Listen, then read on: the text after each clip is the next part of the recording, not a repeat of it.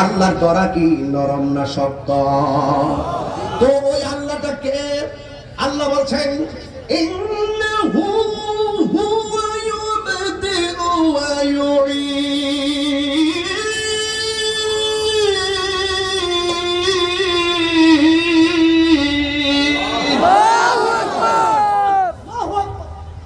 আল্লাহ হলেন তিনি যিনি আমার শুরুর মালিক, আল্লাহ হলেন তিনি যিনি আমার শেষের মালিক। আমার শুরু হলো জন্ম দিয়া, শেষ হয়ে গেল মৃত্যু দিয়া। কথা বল, সেই রবকে আল্লাহ বলছেন ওয়াহুয়াল গফুরুল ওয়াদুদুল আরশিল মাজিদ। আল্লাহ হলেন তিনি যিনি প্রেমময়। He is the forgiving and loving. Forgiving and loving মানে হলো আল্লাহ হলো প্রেমময়, ওয়াদুদ এবং ক্ষমাশীল। এর যুবক আল্লাহ ক্ষমাশীল, আল্লাহ প্রেমময়, সেই রব আমাদেরকে মৃত্যু দিয়ে দিবে। আমার নবী বলে বেনামাজি হইয়া কবরে গেলে যে তিনটা শাস্তির 1 নম্বর শাস্তি হলো কবর মাটি তোমারে চাপা মারবে। এমন একটা চাপা দিবে। এই যুবক আমার দিকে তাকাও, তোমাকে মসজিদ থেকে প্রতিদিন বলা হচ্ছে আসসালাতু খায়রুম মিনান নাওম।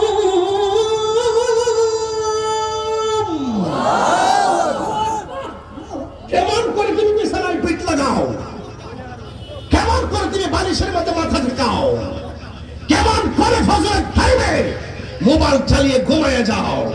কুমকুমিয়া হাবিবি কাম তানাম আশ-শামসু ওয়াল কামারু লা ইয়ানাম। তোমাকে বলা হচ্ছে, আসমান থেকে ডাক দেওয়া হচ্ছে, এই উঠো উঠো, সুবহুন কুদ্দুসুন। কালমের কোন সুবহানাল্লাহ। মুরুগ, জান্নাতি মুরুগ দুনিয়ার মুরুগের সঙ্গে তালে তাল লাগায়। মারহাবা জোরে বলবেন না? মারহাবা। উঠো তুমি। এই যুবক আমি তোমাকে বলছি, পায়ে হাত রেখে বলছি, আমাকে বলেছেন যুবকদের আইডল, আমাকে বলে তারুণ্য স্পৃহা। আমি ব্যথিত হই না, আনন্দিত হয়। তবে পুলকিত হতাম তখনই যখন আমি শুনতাম এই তাহির হুজুরের ওয়াজ তাফসীর মাহফিল থেকে শোনার পরে প্রত্যেকটা ছেলে নামাজি হয়ে গেছে। আমার মতন সৌভাগ্য আর এত খুশি মনে হয় কেউ হতো না। আজকে ওয়াদা করবেন, আমি বলছি একদম বিশ্লেষণমূলক আলোচনা করবো, একদম আজকে থেকে ওয়াদা, যা হয়েছে হয়েছে, আর আমরা নামাজ ছাড়বো উপরে বাইরে পায়। কবর আযাব তো কঠিন। আমি একটা ঘটনা তুলবো একটু পরে। এই ঘটনাটা তিরমিজি শরীফের হাদিসটা পড়তে পড়তে আমি আসছি। বিষয় যে কি আমি কিন্তু জানি না। একটা ছেলের ফোন দিলাম, ভিডিও ম্যান জাহাঙ্গীরকে, যে তাড়াতাড়ি তুমি একটা কাজ করো। আমার মুরিদ বলছে যে পোস্টারটাতে বিষয় আছে কিনা পাঠাও আমার কাছে। বিষয়টা পাঠাইছে, কোরআনের কয়েকটা আয়াত আমি কোট করে নিয়ে আসছি। এতটুকু আমার লেখাপড়া। আমার লেখাপড়া টেবিলে বসে লেখাপড়ার বয়স এখন নাই। ছাত্র জীবনে যা করছি এই হালকে একটু দেখি আর প্রয়োগ করি। আলহামদুলিল্লাহ বলে। আলহামদুলিল্লাহ। যুবক যুবক আপনার মতন বহুত যুবক আমি দেখছি, রাস্তা দিয়া যায় রব্বানি ভাই, দেখি যে ট্রাকের সাথে বাড়ি খায়া ঠিক এইভাবে কাটতেছে, এইভাবে রক্তগুলো আসতেছে, একটা মানুষ ধরে না। ওদিন আমার এক ভাগ্নি পাখি করে নাম ফোন দিছে। আমার ভাগিনার নাম হলো দেলোয়ার, সে বিদেশে থাকে, উপর থেকে পড়ে, মাথাটা ফেটে গেছে। আমার বলতেছে মামা আধা ঘন্টা, একটা ঘন্টা আমার ভাইটাই রাস্তায় চিৎকার পারলো, রক্ত ভাসতেছে, মানুষ ভিডিও করতেছে, কেউ ধরে না। বাইরে এই পৃথিবীর সুখের সময় আপনার বন্ধুর অভাব নাই। একবার দুঃখে পড়ে দেখেন, একবার টাকার ক্রাইসিসে পড়ে দেখেন, একবার অসুস্থতার ক্রাইসিস নিয়ে পড়ে থাকেন, একবার বিপদে পড়ে দেখেন, আপনার পাশে কেউ দাঁড়াবে না। যিনি সব সময় আছেন, হুয়াল আউয়াল ওয়াল আখির ওয়াল যাহির ওয়াল বাতিন, he is the first, last, open and secret. He is our creator and Almighty, তিনি আপনার সুখে দুঃখে উপেনে প্রকাশ্যে একটু দরদ দিয়ে ডাক দিবেন, টাকা লাগে না। কি লাগে না? টাকা লাগে না, একটু দরদ দিয়ে ডাক দিবেন। আল্লাহ কসম, একটু দরদ দিয়ে ডাক দিবেন। তিনি দয়ার সাগর, তিনি রহমান, তিনি গফফার, তিনি সত্তার, তিনি ইয়াসাল জালালি ওয়াল ইকরাম। তাকে চাইবেন, এক হাত বাড়াই দিবেন, দেখবেন তিনি আপনার দিকে দুইবার নজর দিয়ে দিবেন। আপনি তার দিকে হেঁটে যাবেন, তিনি দ্রুত আপনার কাছে চলে আসবেন। টাকা লাগে না, পয়সা লাগে না, খবরদার একটা লবিং লাগে। রাহমাতুল্লিল একটা লবিং লাগে। কেন? আল্লাহ মানা নবী মানা নয়, নবী মানলেই আল্লাহ।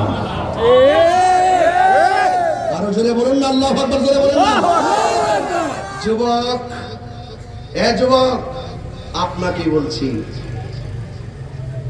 নামাজ যে পড়েন তাকবীর বাদে কি বাদে না? রুকু করে কি করে না? সেজদা করে কি করে না?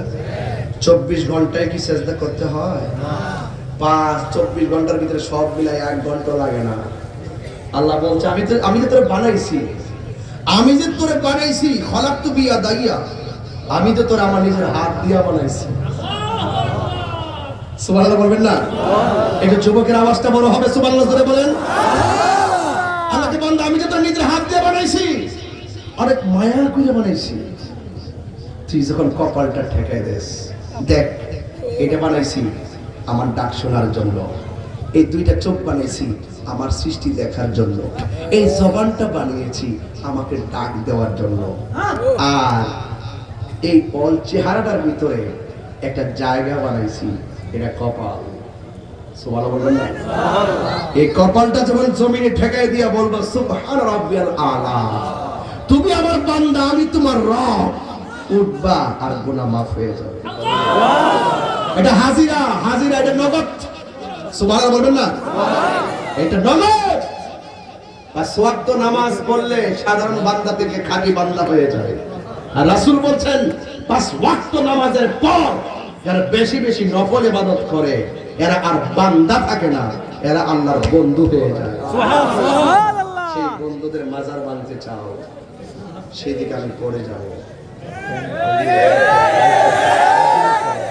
আমি খুব জেদি মানুষ, খুব রাগী মানুষ।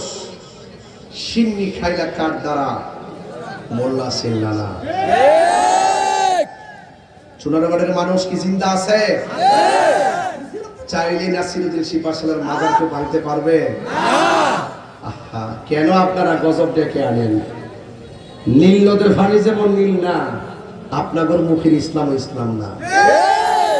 আমি জানি সব, সারা জীবন আরে কত কথা কইলেন, আর এখন মন্দিরে যায় সুন্দর ইসলামী সঙ্গীত গান। এটা বন্ধ করেন, বন্ধ করেন, এগুলো হিন্দুদের সঙ্গে মস্কান। এই মাহফিলে আয়সা যদি কোনো হিন্দু আয়সা গীতা পাঠ করে, আমরা কাছে ত্যাক্ততা লাগবে না? তিক্ততা লাগবে না? এরা এদের স্বাধীনভাবে পূজা করবে, লাড়িলে হারিতে এটা কি অভ্যাস? এরা যে ডরা পুরুষ বলছে মোল্লার আমার গোড়ায় বাড়ি মারে, এদের স্বাধীনতা আঘাত করেন না, সাবধান করে দিয়ে গেলাম। এই তামসা করেন না, তামসা করেন না, চালাকি করেন না। যদি ওলি আল্লাহর বিরুদ্ধে অবস্থান নেন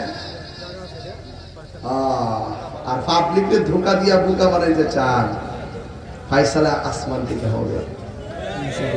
ওয়া মাকারু ওয়া মাকারুল্লাহ, আল্লাহু আকবার। এক এক এক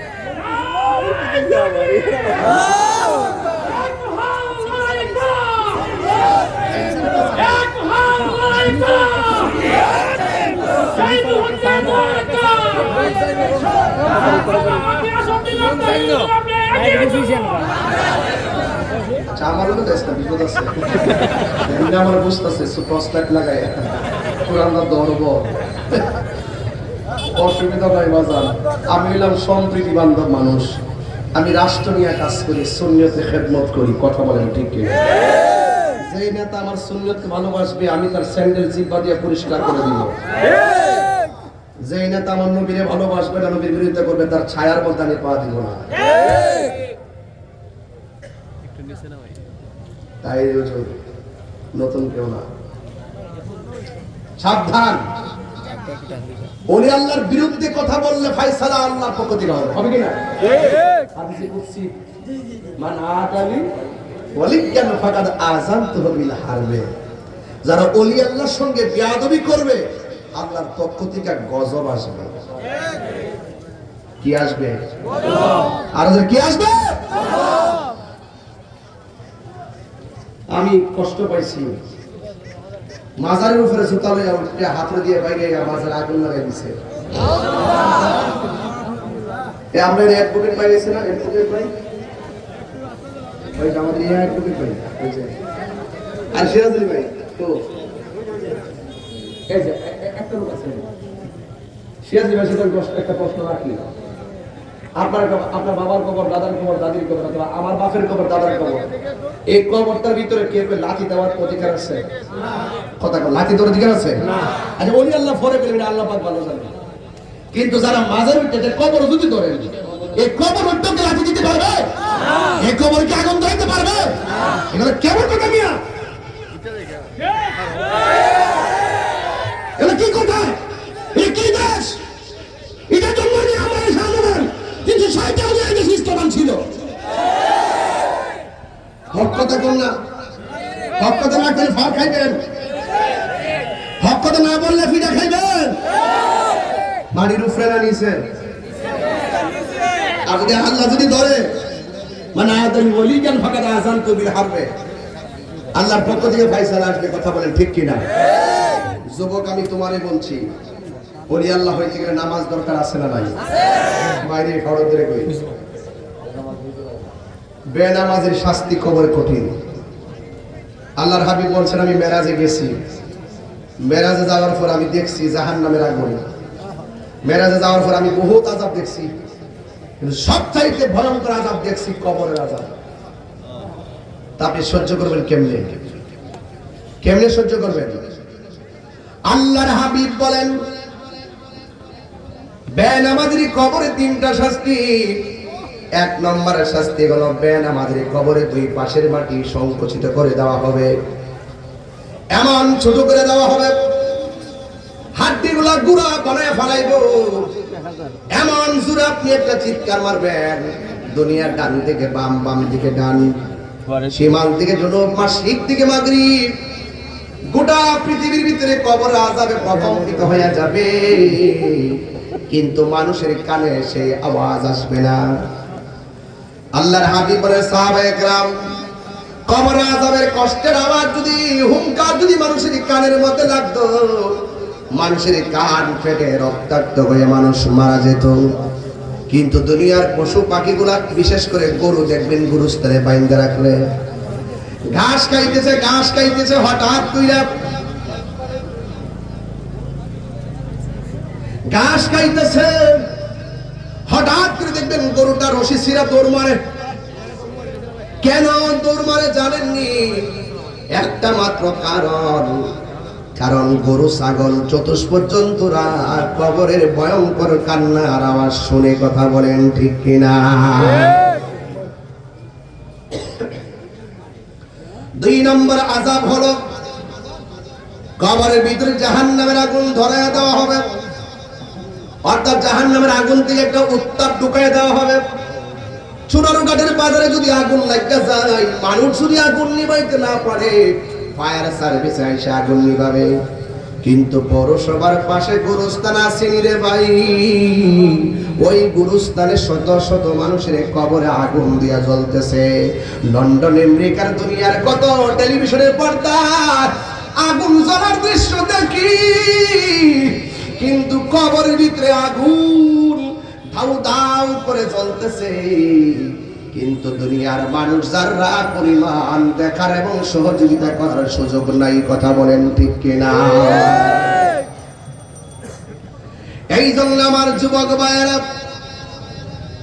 এই কবরের ভিতরে একদিন নয়, 2 দিন নয়, শত শত বছর আমরা পড়ে থাকবো, কোটি কোটি বছর পরে থাকবো। আমার নবী আপনার নবীকে প্রশ্ন করা হয়েছিল, ইয়া রাসূলুল্লাহ, নবী গো, কবরের প্রথম রাত কেমন হবে? সুবহানাল্লাহ। কবরের প্রথম রাতটা কেমন হবে? আপনারা জবান খুলে করে আমার নবী দেখা এবং জানার ক্ষমতা আছে না নাই? আমার নবী বলে, সাহাবায়ে কেরাম, কবরের মধ্যে যখন লাশটা নামানো হবে, ইমানদার রূহটা আর বেঈমানের রূহটা তার বডির ভিতরে ঢোকায় দেওয়া হবে। কবরের ভিতরে মানুষটা যদি ওই কবরের ভিতরে ইমানদার হয়, আমার নবী বলে ওই প্রথম রাতটা শুরু হবে 3টা প্রশ্ন দিয়া। কথা কোন ঠিক কিনা? এই 3টা প্রশ্নের ভিতরে 1 নম্বর প্রশ্নের নাম হলো মার রব্বুকা, তোমার রব কে? সুরার ঘাটের বাবারা